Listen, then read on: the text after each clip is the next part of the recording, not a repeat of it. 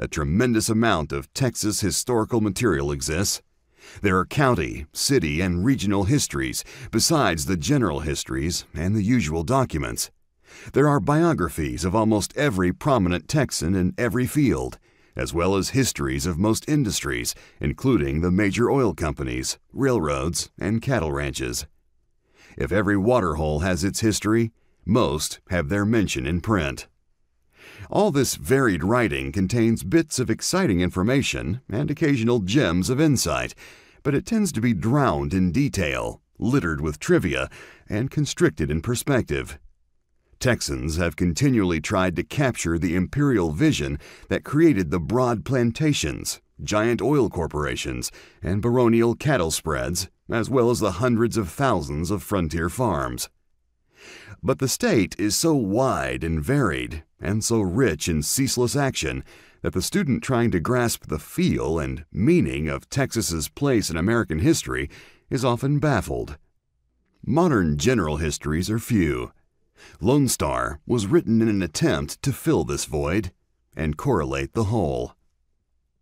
Despite a profusion of source material, much vagueness surrounds large areas. The men who entered Texas were overwhelmingly doers, not writers or observers. Those who did write usually wrote long after the fact and were often extremely parochial in viewpoint. Therefore, the historian has to tread carefully between different versions. It is impossible to state dogmatically which flag, if any, flew over the Alamo or behind Houston's horse, Saracen, at San Jacinto. Differences exist not only between Texan and Mexican accounts, as would be expected, but also between Texan and Texan. For example, all of the principal figures at the Battle of San Jacinto were at odds with each other before the battle, and most became political enemies following it. Even such immense and literate journals as that of the lawyer, Dr. Ranger, John S. Ford, written in his old age, tend to be self-serving and must be suspect. Nor is modern scholarship immune. The question of whether the earliest inhabitants of Texas were Amerinds or of non-Mongoloid stock is still controversial.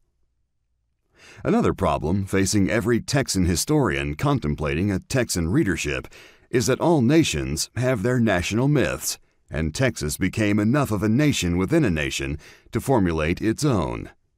Many of Texas's legends, historically unproven and even historically unsupportable, are fondly held and fiercely defended. This is not unique to Texas. The American nation has its own mythology.